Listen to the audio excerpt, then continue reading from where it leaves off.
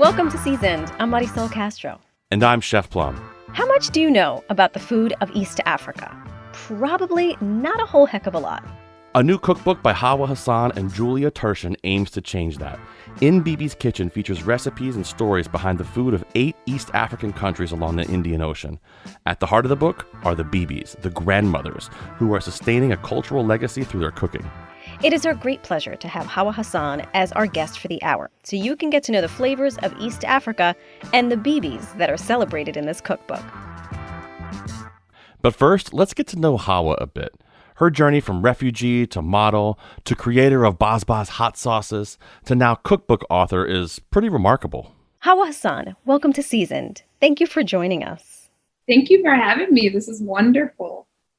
It is the antithesis of being on the continent of Africa because we are experiencing a snowstorm. Be that as it may, I wonder if before we talk about the Bibis or the grandmothers, if you wouldn't mind telling us just a little bit of how you went from your home country to the United States. Yeah, so I was born at a time of unrest in Mogadishu, which is the capital of Somalia. I then was moved to Kenya with my family during the Civil War, the beginning of 1991. And later on, I was sent to Seattle to live with a group of family friends, where I spent most of my formative years.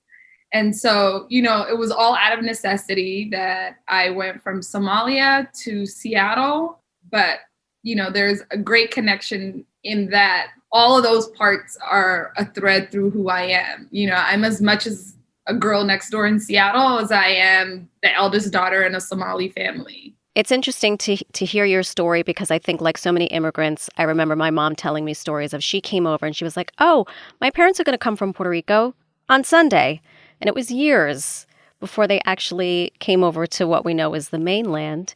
Yeah, I think that in time of unrest and uncertainties, people are just operating from a place of just trying to survive. And my mother, who was really young when she had myself and my brother, she didn't know how migration worked. She'd been married since she was like 16 years old and a mother since she was like 18 or something. And when all of this happened, she was 23 or 24. And I sometimes try to put myself in her shoes because when you think about the things I was doing at 23, 24, and the things that she had to endure and learn and process and move through are just worlds apart. And so my mother and I talk about this often, but you sent a little girl off on her own to a new land. Your only mindset is, one less child, one less person to find documents for. We're going to get there as soon as possible. So she, in her young age, was never operating from the place of that can happen. She just was like, I believe in governments. I believe in systems. Everyone has said that can happen. And so I'm going to trust that if I send her first, we're going to be able to follow shortly after, which she discovered 15 years into it, that wasn't going to be the case. So Hawa, it's kind of amazing because being at such a young age for that, you kind of forced to grow up really quick. Mm-hmm. Yeah. No, I envy people who had childhoods. So what is one of the first things you can remember eating before you came over here? Because I know you were very young. One of my first memories I have is making an egg sandwich. And I can remember it very vividly being 3.5 years old. Is there anything like that sticks out in your brain? I think the thing that I always remember, and it has to do a lot with smell, is tea. Like I just remember drinking tea with my mom and her friends. And, our tea is similar to Indian chai. And so like those are the smells that are most, I guess, at the front of my brain when I think of home and when I think of like my first experience with food.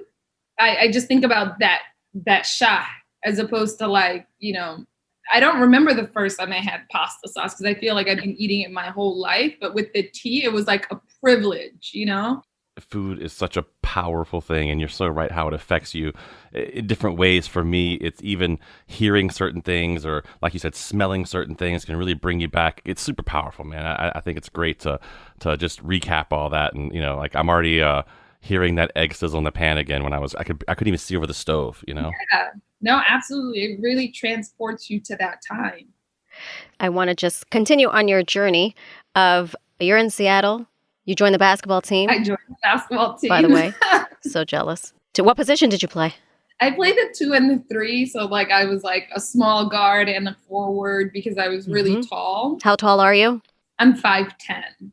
So envious of you. You're almost the same height as her, Marisol. It's good. What do you need, a foot and a half? Foot and a half, you'll be there? 5'2" on a good day. But so you're in Seattle. You're gathering all this information about your adopted home, all these experiences of playing a sport, being with this American family, and you go from Seattle to New York. And the second part of your journey picks up. You decide to model, or did they find you? What came first? Yeah, I was modeling in Seattle. I started modeling at the end of high school just by accident and really have fallen into it. And I graduated high school when I was 16. And so basically graduated high school when my mom got married, and like, what a privilege. And so by the time I was 19, it was very clear that I'd outgrown the market in Seattle. And so God bless my old agent's heart, but she was like, you got to leave. And I was like, but I don't want to.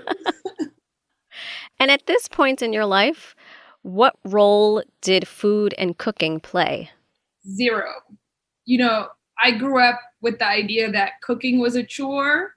And so what I often did was offer myself to wash dishes at people's homes. When I was invited to, I'm like the guest you want back. Like, we say there are those that eat and there's the group that washes the dishes. Like, I'm in the group that washes dishes.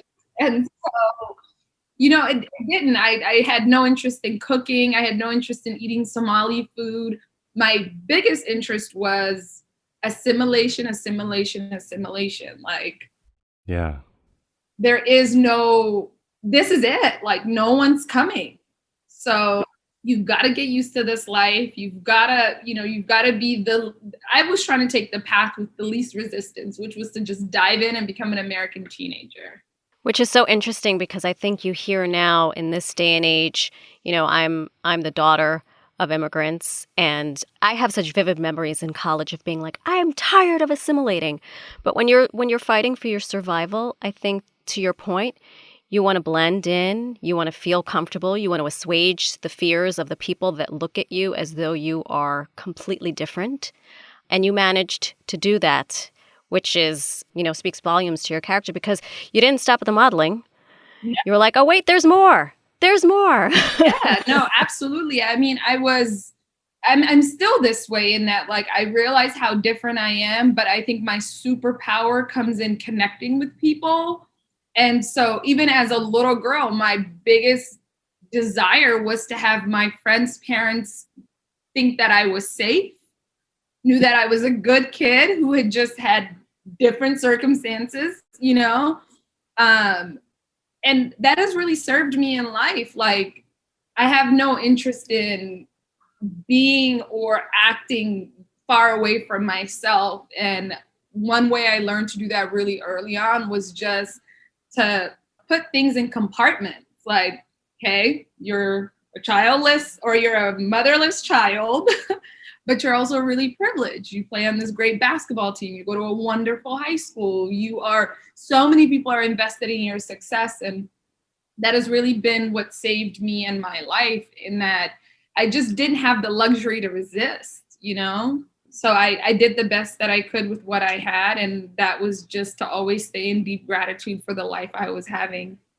Even as a parent hearing those stories, I feel awful that even as a thought that has to cross your mind, to even think about things like that as a child, especially, I mean, your mother and family, they actually never made it here, right?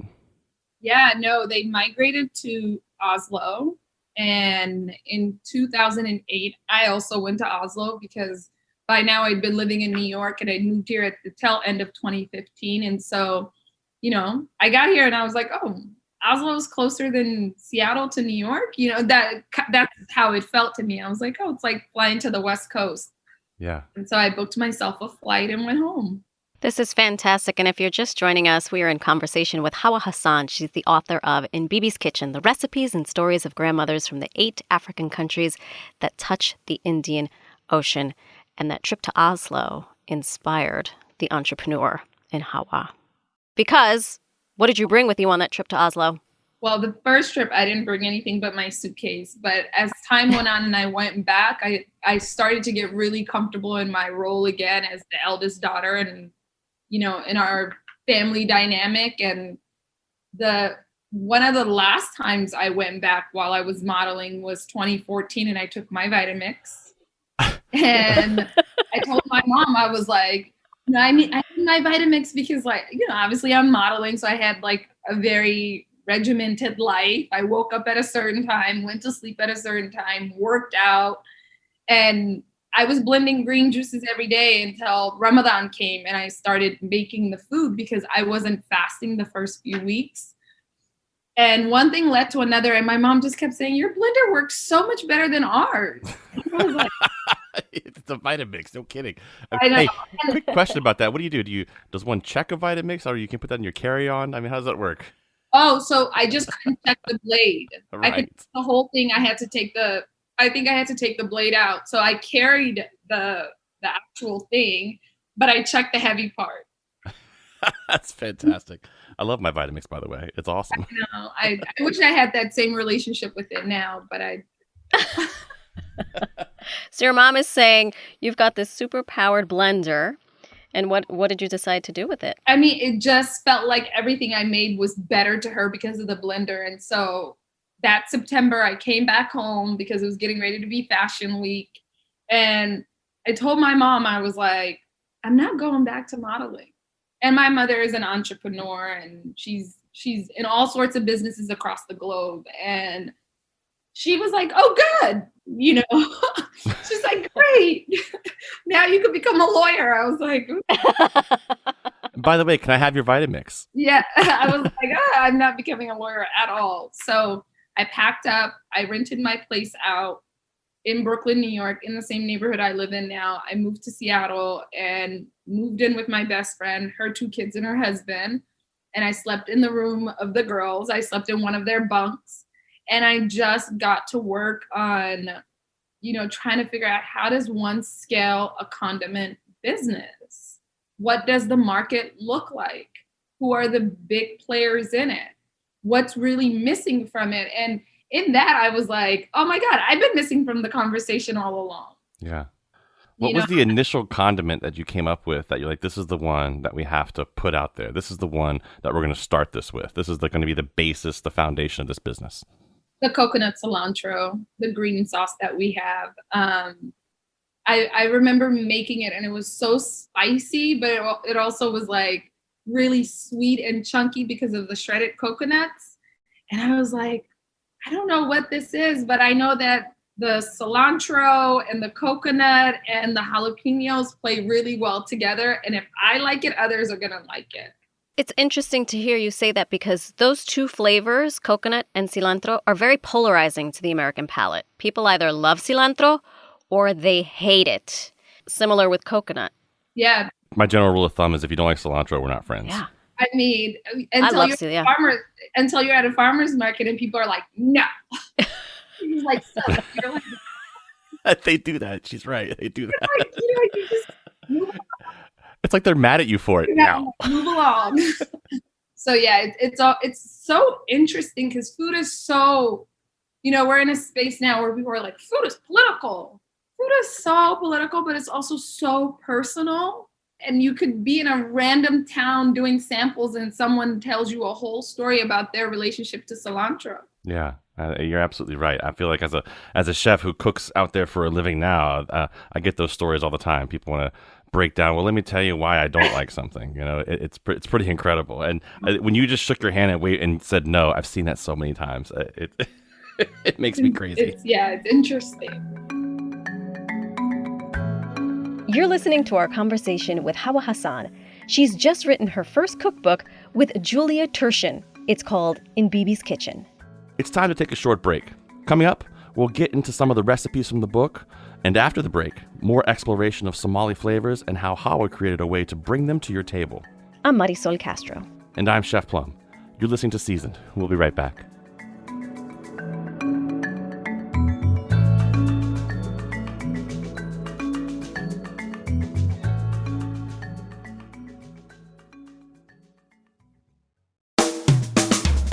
Welcome back to Seasoned. I'm Marisol Castro. And I'm Chef Plum. We're spending an hour with hot sauce entrepreneur and cookbook author Hawa Hassan. Hawa is the author of In Bibi's Kitchen, the recipes and stories of grandmothers from the 8 African countries that touch the Indian Ocean. In our first segment, Hawa described a bit of her early life and her journey from Africa to Seattle to New York. After ending her modeling career, Hawa created Bas, Somali-inspired hot sauces. Well, my intention was just to start where I was with what I had. So I was like, I'm starting in Somalia. Well, what are Somali hot sauces? And there are these 2 hot sauces, this coconut cilantro and this tamarind date sauce. And so people who were in business were like, do what you know best. Absolutely the best advice you could probably get there. Listen, I tell people all the time, if you don't make risotto every day, don't make it in a food competition. Don't show up at my house and make it for a dinner for the first time. Yeah, I say like, go deep, not wide. Hawa, so you create the sauce, Bas. What does that mean, Bas? It means chili in Somali. Ah, excellent. So you make your way to the green market, little Union Square action. I was using one of the green market people to create my condiments. And sometimes in exchange for money to pay for the products, I was working at the green market. So I was peddling their jams at 4:00 in the morning. Whatever it takes. Listen, I've been there. I have bartered at my local farmer's market on Thursdays. I'm like, I need that arugula. Yeah. And the director's like, then come here at 4 and help me set up. I'm like, okay. Yeah. So I did that for about a year. Then I went into just other markets, local markets, and then sampling at grocery stores. And slowly but surely, we got into Whole Foods and Dean and DeLuca. Whole Foods is a big one. That's a big one to get into. Did you find it hard? I'm just curious as far as like coming up with a product and then getting it to market, that big a market. Did you find it hard to deal with the regulations, the safety stuff? And did you go to a big production facility and have them produce it? Or were you working out of a small kitchen? How was the production? I was working with a small kitchen in the Hudson Valley, but I was really lucky. And I think my philosophy in life is if you're doing what you're meant to be doing, walls act as literal water. Everything gets out of your way. And so my mentor who helped walk me through all of this, who's one of my best friends till today, is a lady in her 80s named Beth Linsky. But Beth is someone who's been jamming for 32 years. So she knew about pH. She knew that if I were going to make these sauces, the way that they were going to be bright in flavor would be the way that things went whether it's into the blender or into the pot. So I had a lot of help from her and professionals like her. Once all of that came together, we went to Cornell to scale the condiments. That's a task in itself, I'm sure. Oh, yeah. I mean, I'm no scientist, so I was like, we got to hire people. But you know what I do? I'm no scientist either, but I generally tell people if I have a microphone, I'm probably an expert. So just carry a microphone with you. You're good to go. Right. Hawa, what is your favorite thing to put those sauces on? Like the tamarind date sauce, which I just tasted tamarind for the first time last month. What? Yes, I have a Nigerian friend who buys it on Etsy, and she came and she's like, you have to taste this. I took it out of the pod. And there went my paycheck. I went and ordered a whole box. It's delicious. Oh, I love tamarind. I mean, if you've tasted like a sherry glaze, that's like the flavor of tamarind. So like that sour, but also like back of the mouth, hint of sweetness. You're like, I want more. But I put the sauces on roasted vegetables. I put them on chicken. I often use them the same way that someone would use salsa. I put them on my burrito bowls. I put them on my burritos.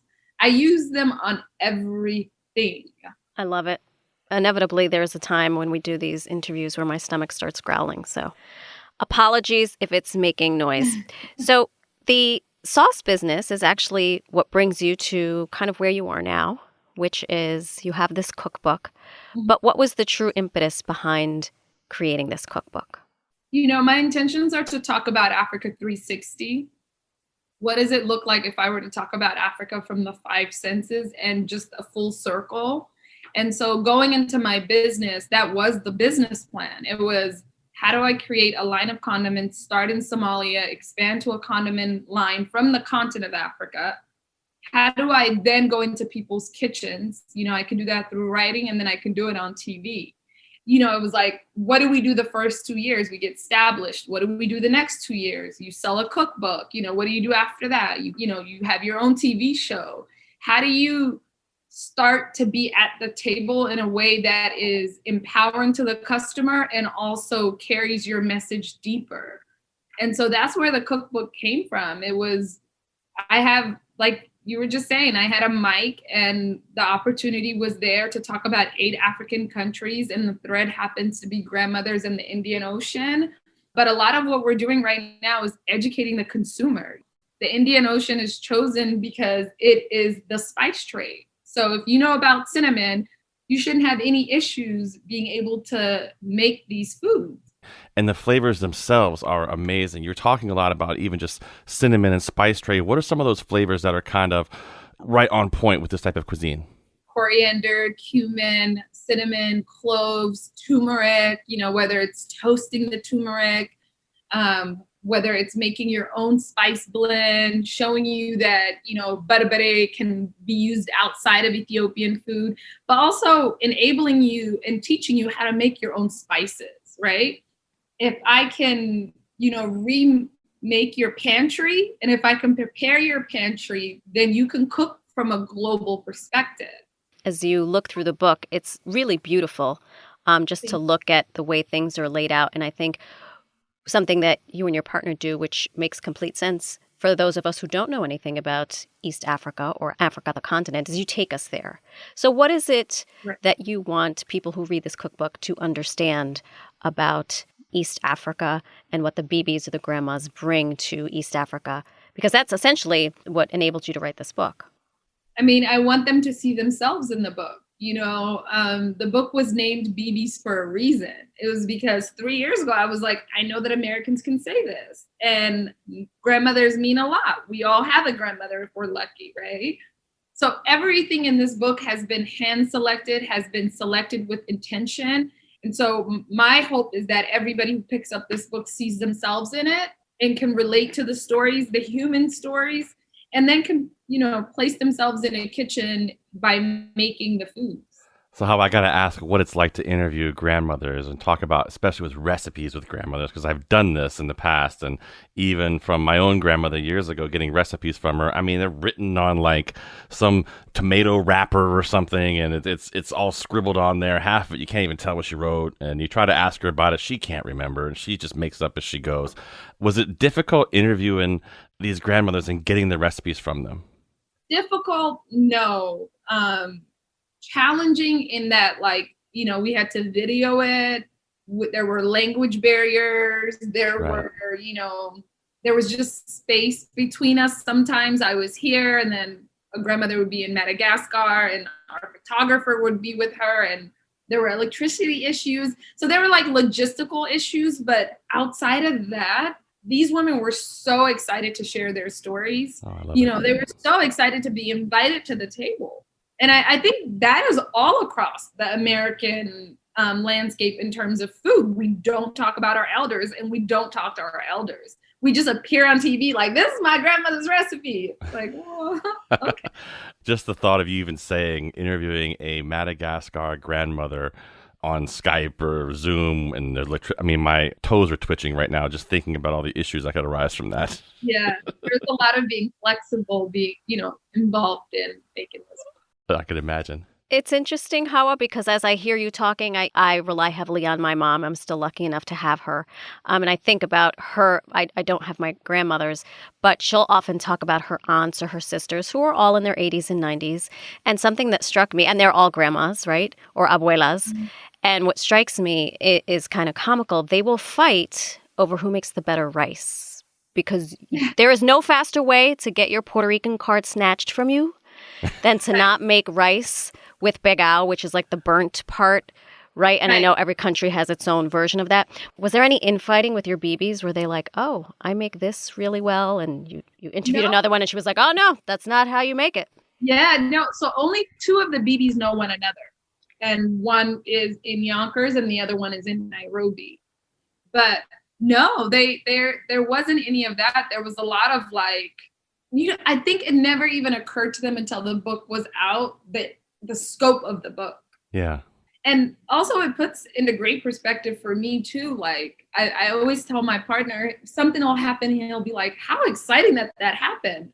I'm like, a lot of other things are happening in the world. And that's their thought process as well. It's like, okay, this young woman's coming over. I'm helping her with it's almost like a school project to them. Like I'm helping her with a project. And it's quite a project.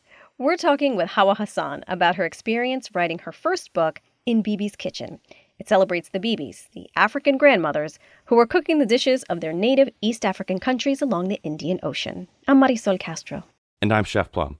We'll get back to our conversation with Hawa about the Bibis featured in the book and get some of the recipes in just a few minutes. Right now, you're going to hear from our producers, Robyn Doyon-Aitken and Catie Talarski, about how you can support Connecticut Public Radio. Hello, everyone. I'm Robyn Doyon-Aitken with Catie Talarski. We are jumping in for a couple of minutes here to ask for your support. If you're listening on your phone or computer, visit WNPR.org/donate or call 1-800-584-2788. Your pledge right now will support Seasoned and all the local shows and news you hear on Connecticut Public Radio. What a privilege it is for us to be able to bring you the stories of interesting people in the food world. It is our great joy to give our airways over to local and national cooks, chefs, and food and drink makers who hope to inspire you to cook more and appreciate food in deeper ways. We can only do that because you support us. Please do so now if you can. Go to WNPR.org/donate or call 1-800-584-2788 and become a sustaining member of Connecticut Public Radio. That's right. The number is 1-800-584-2788. Catie Talarski here. I am honored to be here with Robyn Doyon-Aitken. I love working with Robyn every week on Seasoned and working with Chef Plum and Marisol and learning so much about food and about chefs. And, I do have to say that I just learn so much every week. So, again, if you are a cook or maybe you're not a great cook, but you're just interested, you like to eat, you're interested in food, this is a great show. You're listening to the show because you have an interest in food, and we're asking you to support it. Support some of the new programming that we have here on Connecticut Public Radio. Seasoned is one of those new shows. We're having a lot of fun. We do need a break, although we do talk about serious topics on Seasoned. Sometimes we talk to restaurant owners who are struggling through the pandemic, but we also have fun. We have a lot of fun, and I think we need that right now as well. So call us and support this program, 1-800-584-2788 or WNPR.org/donate.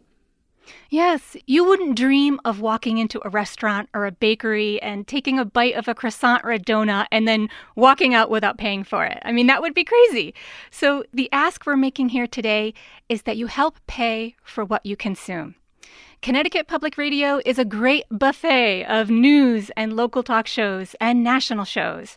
Fresh Air, This American Life, It's Been a Minute, Wait. If you listen to those shows and our shows, Where We Live, The Colin McEnroe Show, Audacious, Disrupted, Next, and Seasoned, if you enjoy our shows, please consider helping pay for them.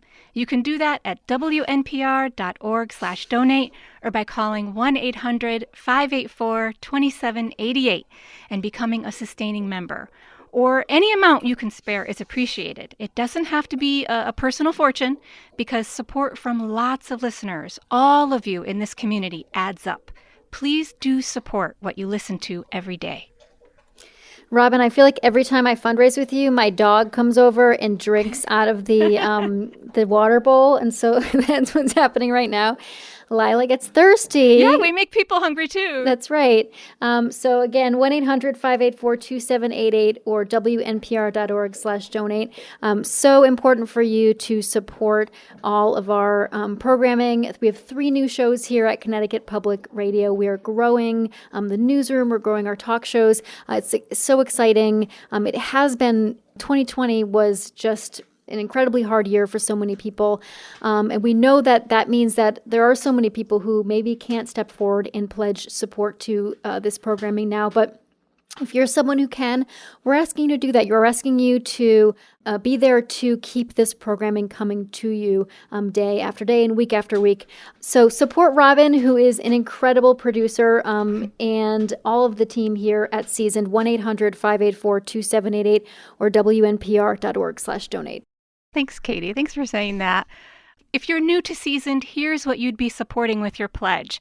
We recently had conversations with Ina Garten, a local turkey farmer, Sam the cooking guy, drinks writer Julia Bainbridge, Josephine Joyner, who's AKA Juicy J, the brewer from Connecticut's only non-alcoholic beer brewery, food reporter Leanne Griffin, and the dairy farmer and chocolate maker from Thorncrest Farm in Goshen.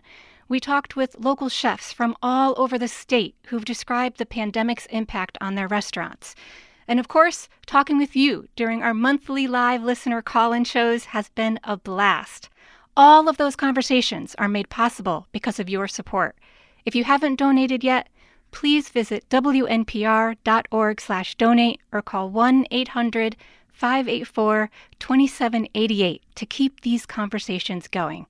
Robyn, you just mentioned the call-in shows once a month. A few weeks ago, we did a call-in show with Leanne Griffin from Hearst, Connecticut, a great food reporter, and we were taking calls about great takeout in the state, and that was such a heartwarming show just to hear from all over the state, to hear from people who want to support local businesses. I feel like that's part of what this show is about, is amplifying these businesses who, have great stories to tell. So again, support Seasoned. Do your part now, 1-800-584-2788 or wnpr.org/donate. And thanks. Welcome back to Seasoned. I'm Marisol Castro. And I'm Chef Plum. We're thrilled to be talking this hour with Hawa Hassan about her new cookbook, In Bibi's Kitchen. Just before the break, Hawa was talking with us about the Bibis, the grandmothers, featured in her book. Hawa and her co-author, Julia Turshen, interviewed each Bibi, and we asked Hawa what struck her about these special women. I think most of them, the way they talked about time and how they've spent their time, what they're most proud of is often the same thing, which is their children or their grandchildren. There was no air about any of them, and there were ones that were like the wife to an ambassador or, the so-and-so of her tribe. And all the questions were the same and every answer was often similar in that when they look back, what they're most proud of is the children that they've had and the communities that they've built.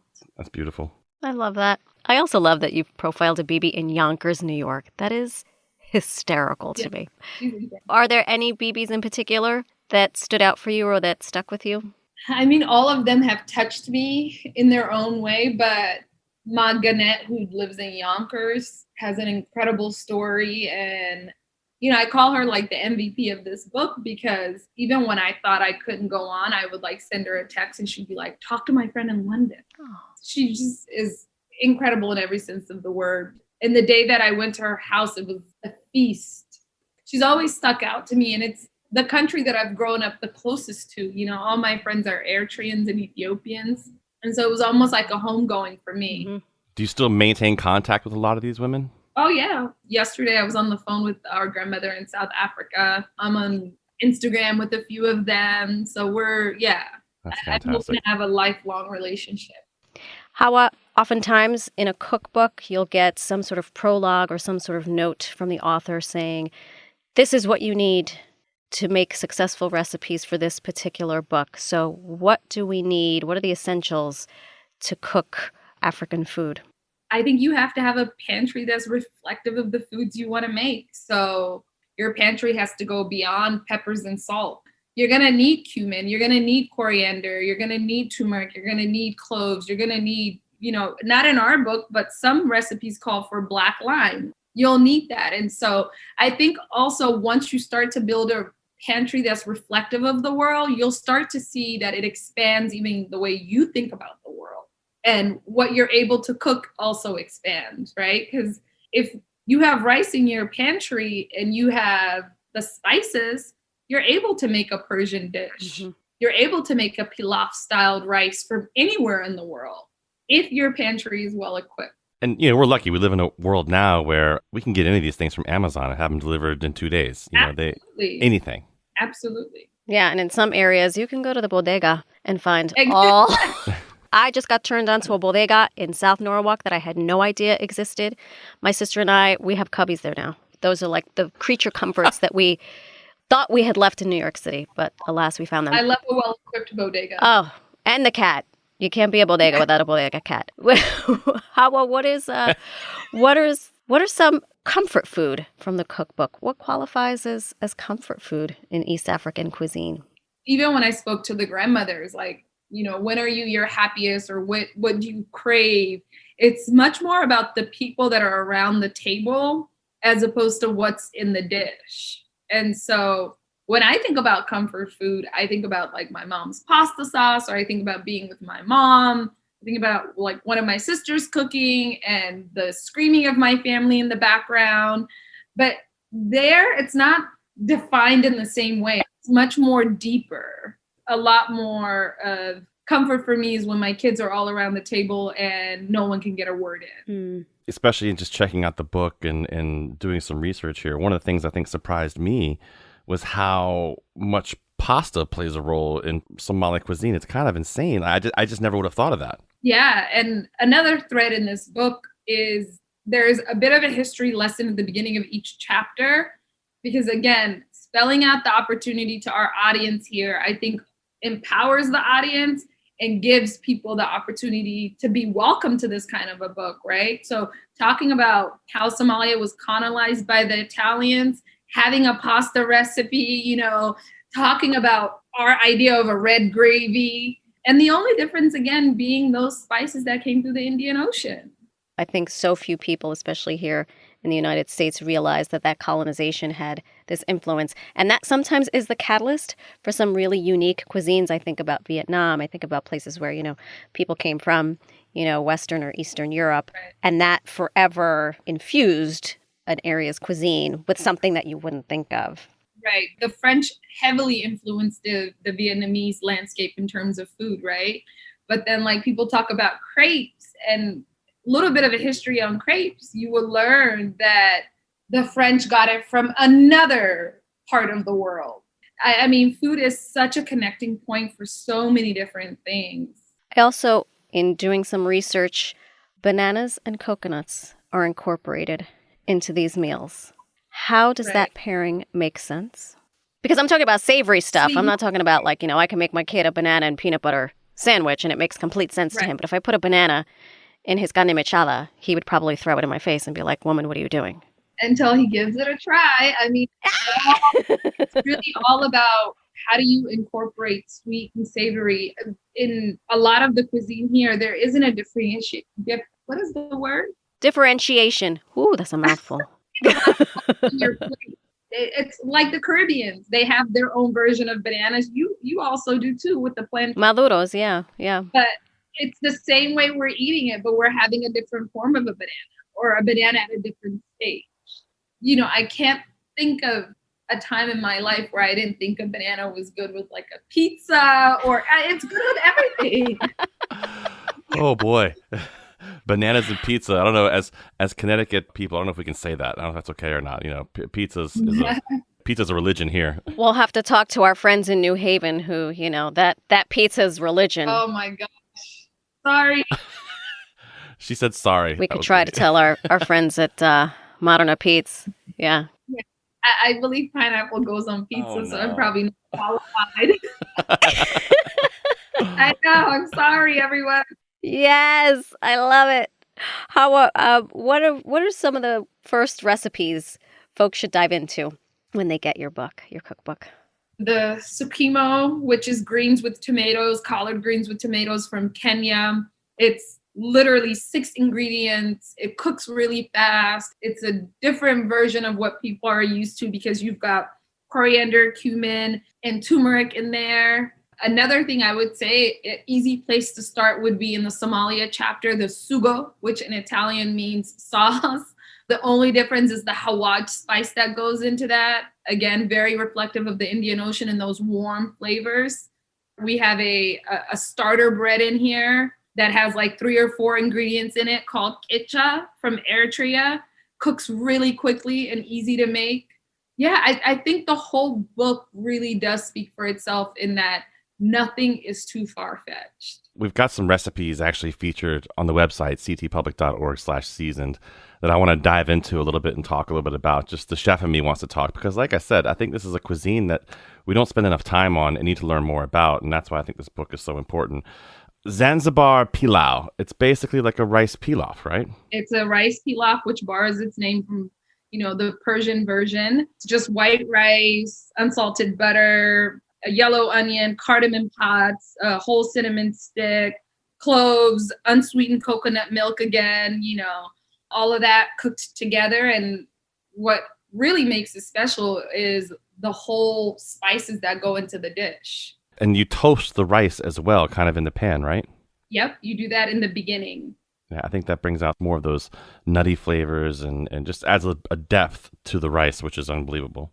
And just like the Somalian dish, the pilaf is often started with the aromatics, which is kind of a bit different from the way that rice is made here, but it's what really makes it special and opens up all the flavors in both the dishes. I live for rice. I'll go to a restaurant in a foreign land. I see a dish that has rice. That's the one I'm ordering. I out myself out as being from the Caribbean every single time. So I went to Puerto Rico not long ago, and I was shocked by the similarities in the food. Yeah, it's unbelievable.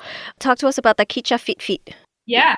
So that's just a torn flatbread with spice butter and yogurt. Again, it starts with the kicha, which is our, it's just bread. What makes it special is the ghee butter that's often used in Ethiopia and Eritrea. They have their own called ibe, and it's just salt, barbare, and butter. So this is just, with the barbare mix, the flatbread, some kosher salt, and then plain yogurt. There is a vanilla sauce from Madagascar. Yeah. There's a vanilla sauce from Comoros. Often used as a topping, like a sweetener topping for desserts. And what makes it special is just the heavy cream in the vanilla pods. Comoros and Madagascar are like 1 and 2 in terms of importing of vanilla. And so, we say make sure that your vanilla is from Madagascar if you're going to make something like this, or Comoros. Duly noted. I actually just ran out of vanilla. It's so expensive. It's not cheap. That's the problem. Especially now. Well, it's interesting because I saw what you do here and how you serve this. You use it with lobster, which is great. But I will, when I'm poaching lobster in butter, I'll put vanilla pods in there. Ooh. And so you poach it in the butter and then you serve the butter with it. It's delicious. I love it. And you can't make a cookbook without some drinks or 7. Right? There you go. Here we go. Buna, an Eritrean coffee. It was part of a coffee ceremony? So Eritreans and Ethiopians have a coffee ceremony for, you drink coffee after you eat. Again, it's a part of sitting in community. And so I can't remember the amount of times that Ma Ganet made me drink the little tiny coffee, but they make it in a thing called jabana. And then they just pour it for you. But it's the roasting of the beans, the grinding. That's what the ceremony is. The actual making of the coffee from beans to cup. Right. Something that it's enjoyed usually with a group of people. And to them, it's like water. Or having a glass of wine with a group or a bottle of wine with a group. And Ma Ganet, you said pairs it with popcorn. Is that right? Yeah, she does pair it with popcorn. Wow. How about that? I think it's kind of an interesting way. We're coming full circle here with this interview, ending it with the drinks and talking about the tea that you opened up with. And we're going to end with the tea as well. It looks like here, the Shah Kadeh. Did I say that right? Yeah, it just means white tea because we put milk in it. So it's Shah. And it's got ginger and cardamom and clove and even black pepper in this tea. It sounds like with that black pepper, it would just be too much, but it's not, is it? At all. I just made it the other day, actually, and I make it in a pot instead of a tea kettle. And just as I was boiling it, I was like, oh my God, it feels like I'm sitting with my mom in the living room, because there is something really special about the cloves and the cardamom and the black peppercorn. And I don't know, I think that when people think about spices, they often think about the way that it's traditionally used. And so if I could offer any advice, it would be to just start over with how you're using your things, just to kind of the same way that I did with vanilla pod and lobster. I was like, oh, okay. I love it. These are such great recipes, such great ways of thinking of things that maybe you didn't want to use in the past on a savory thing, or maybe something you want to use on a savory thing that's generally used as a sweet item. I love it. I mean, what a great way to open up and broaden the horizons a little bit. Absolutely. Hawa, thank you so much for your time and for the imagery that you've just conjured about a piece of your culture and a piece of who you are. We really appreciate it. Thank you so much for having me. This was a fun hour. That was Hawa Hassan, along with Julia Turshen. She's the author of In Bibi's Kitchen, the recipes and stories of grandmothers from the 8 African countries that touch the Indian Ocean. Visit our website to see 3 recipes from the book. You're going to want to make that Zanzibar rice tonight. You'll find Hawa's recipes at ctpublic.org/seasoned. Thank you for listening and for your support. I'm Marisol Castro. And I'm Chef Plum. Seasoned is produced by Robyn Doyon-Aitken and Catie Talarski. Please stick around for just a few more minutes so Robyn and Catie can tell you how you can support Seasoned and all the local shows here on Connecticut Public Radio. Thank you so much for hanging out with the Seasoned team for a few more minutes today. I'm Robyn Doyon-Aitken with Catie Talarski. We produce Seasoned each week, and we're asking for your support so we can keep shining a light on and giving a megaphone to people in the food world with important stories to tell about themselves and about food. Visit WNPR.org/donate or call 1-800-584-2788 to send us a message. When you donate this hour, you are saying, I want to hear more stories about food and food makers in Connecticut and beyond. 1-800-584-2788. Catie Talarski here with Robyn Doyon-Aitken. And Robyn, I think some of my favorite episodes of Season so far, some of them have been some of the more well-known chefs that we've talked to, like Myron Mixon, the barbecue king, or Ina Garten, just because it's, you get excited when we talk to people who are sort of celebrity chefs. Mm-hmm. But I also really love getting to know all of the different chefs and restaurant owners in all the corners of Connecticut, people who are surprising and interesting and have like very cool backgrounds. And then it gives you, all sorts of inspiration to go and try out a new restaurant, and we're doing a lot of takeout right now. So just trying out new places, getting to know different kinds of food. So again, I just am loving what you, Robyn, and the hosts are doing with the show. And hopefully our listeners are appreciating that too and are learning a lot about food and about their community. So call us and support Seasoned, 1-800-584-2788 or WNPR.org/donate. Do it now. Help us to reach our goals. We can only do it with your support. Again, 1-800-584-2788 or WNPR.org/donate. I've loved talking to those big name cooks too. It's kind of like they're heroes. They're heroes to all of us who cook. And I've also loved the call-in shows too. You mentioned Leanne Griffin.